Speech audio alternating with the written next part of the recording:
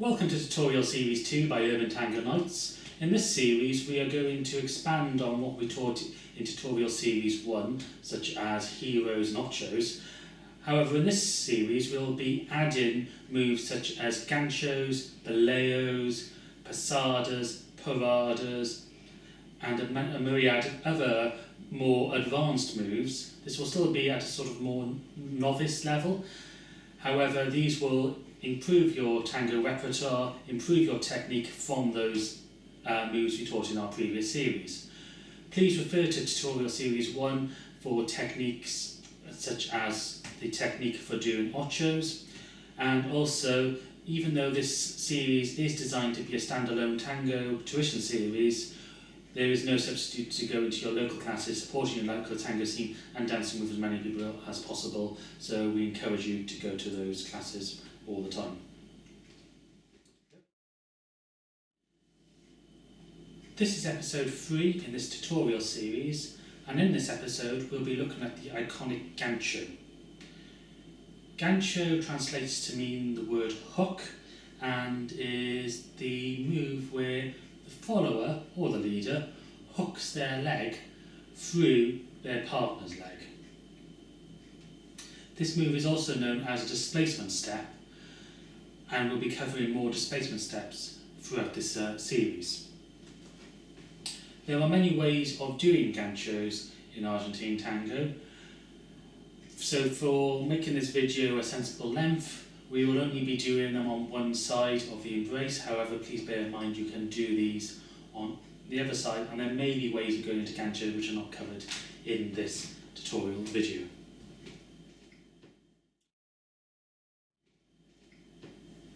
The first way into the gancho we're going to describe and show you and give you the general technique of ganchos is from a forward ocho with a parada.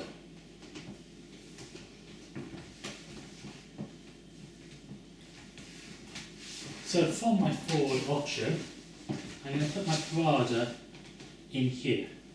So I've used my right foot. Please bear in mind we could do this with our left foot, but as I say, we will not be showing you with the left foot, but the technique stays very much the same. And then I'm going to lead my follower over in a general way of doing a pasada. So I'm going to lift my chest and move it to the left.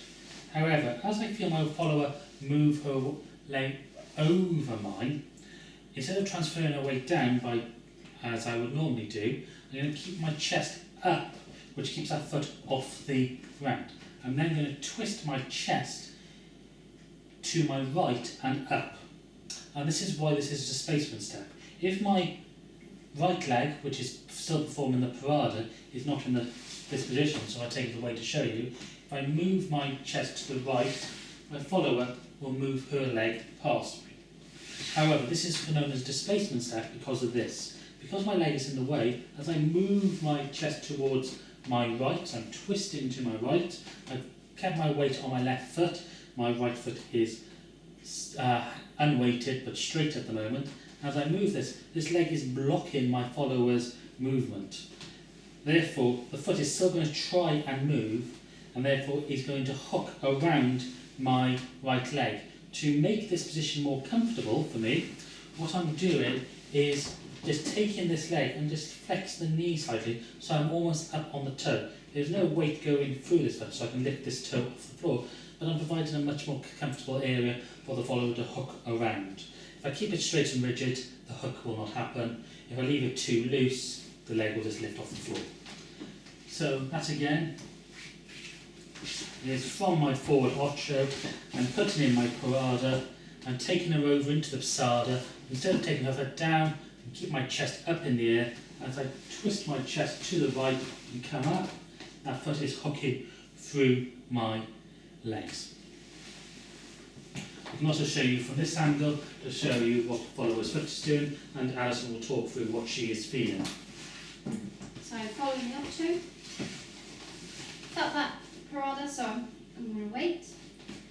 Then when I feel this pasada, I feel that I've been led across, so I'm going to start going across, but then there'll be a stop and a change of direction, which means that this foot does not have weight on it.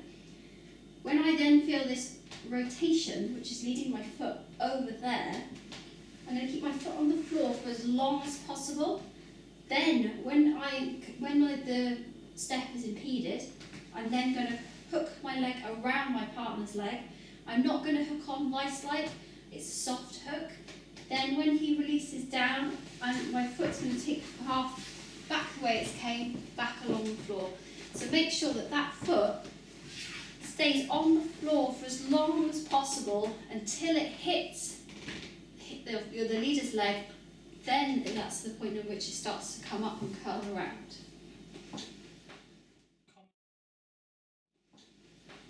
Common mistakes for doing these ganchos, which can potentially be dangerous, is the follower preempting the gancho and therefore trying to hook the leg before that thigh makes contact. This can result in for the leader being kicked or being taken off balance, or the follower losing her own balance because she's not supported because the leader's leg may no longer be there. Another common mistake, or not mistake, but a common potential danger from doing this is, even though we did this with my right leg, there is possibilities to be able to do these paradas with my left leg but on my right hand side, in which case, if we demonstrate from the forward ocho, here's my block, I'm going left foot instead of right foot. If I take her over my passada, this still stays the same, leaving my chest. However, if I take my follower by twisting my chest to my right, my left knee is very close to the follower's hooking leg, so I have to make sure that that leg is out of the way. This is again why the follower should not preempt this type of move, because if my legs were close together, she would put her heel into my knee. That's why it's really very important that you keep that foot on the floor, then you can feel your way as well. So even if you have thought it was a gancho, you can at least push that foot back and realise, no, there's no space for me, so you can come back out again. Whereas if you just kick back, you will kick your leader and he will not like it. Due to the actual nature of this move, that the follower has to hook around the leader's leg, it is almost impossible to actually do solo exercises on this type of move, as otherwise they become Boleos. So this video will not feature solo exercises to be able to practice your ganchos.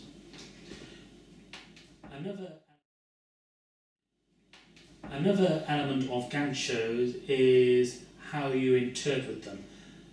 Strictly speaking, you should follow the leader's chest, so if you want to make them sharper, the leader can move their chest quicker, and the leg remains hooked till the leader moves them off. However, as choice of personal styling, the follower can choose to do them quickly or slowly and stay hooked as long as they so wish. So this can be resulting in their own musicality, and if they feel it should be a sharp movement, they can come out of the gancho quickly. So to demonstrate, I'm going to lead a slow gancho, but Alison's going to interpret it as a quick gancho. So I'm taking her over, I'm going to send her into it. However, she is going to come out more quickly. Please bear in mind this can reduce options for the leader to choose where they want to go. Equally though, as a follower, if you choose to remain in that hook longer than maybe the leader has intended, make sure that it's still a soft hook and that you're not clamped on to the leader's leg, because you may impede his balance. We will now look at a couple of other ways of doing ganchos. Please bear in mind the technique is still the same, of impeding the follower's free leg with the leader's leg, therefore causing them to hook around. The softness of the leg is still important, and keeping your balance is also important for these. So the first way we're going to do this is from the cross. I'm going to do it as a slight angle so you'll be able to see this. I'm going to put my follower into a forward cross. Please see episode 4 of Tutorial Series 1 to be able to see this. I'm going to take her through, I'm going to take her into a forward ocho by untwisting her and causing her to walk past. There's now space between my follower's leg here, which I can put my right leg into, and as I twist my chest now to the left and up, there is the opportunity to get the gancho here, and I can take my follower out into a forward ocho. We can also do ganchos as part of a back ocho, as ochos contain the step phase and the pivot phase, but both forward and back ochos. We can already demonstrated how this would work with the forward ocho. So if I take my follower into a back ocho, as she steps back here, I can put my leg into the parada position, twist my chest to the right, and we have the gancho in this position as well. As I say, we can do these on the other leg as well. Some people will find these easier on one side than on the other. The final way we will show to do a gancho is from a Americana walk. Americana walks were covered in episode 2 of Tutorial Series 1, so please refer to that for more detail on how to get into this. In particular, we're going to use a 4-track system of Americana walk. So I'm going to twist my follower to the open position. In ballroom, or sometimes in tango, this is known as the promenade position. And I'm going to step, as she steps forward with her left foot, I'm going to step forward with my right foot. Sorry, my left foot. As I step forward with my right foot, I'm going to step across my follower and block her right foot with my right foot. So this is a form of parada as well. As I bring my follower over into the passada, I'm then going to walk her over me as if I did with my forward ocho pasada. So she's stepping over, following my chest. However, when she gets to this point, I'm now going to do the same technique of twisting my chest back and to the right. And there's an opportunity for a gancho here. And then to come out of it, I can release it. And she can pivot around in front of me. And we can walk out in a parallel system of walking. Again, the technique for this is still the same, of the follower stepping back through my leg, but feeling the impedance or the block from my leg, and therefore the hooking around this, therefore getting the gancho. So this is the end of this video. In the next episode, we'll be looking at sacadas, which is another form of displacement step. Thank you for watching this Urban Tango Nights tutorial video. We hope you are looking forward to the next in the series. If you've enjoyed this video, please hit the like and subscribe button.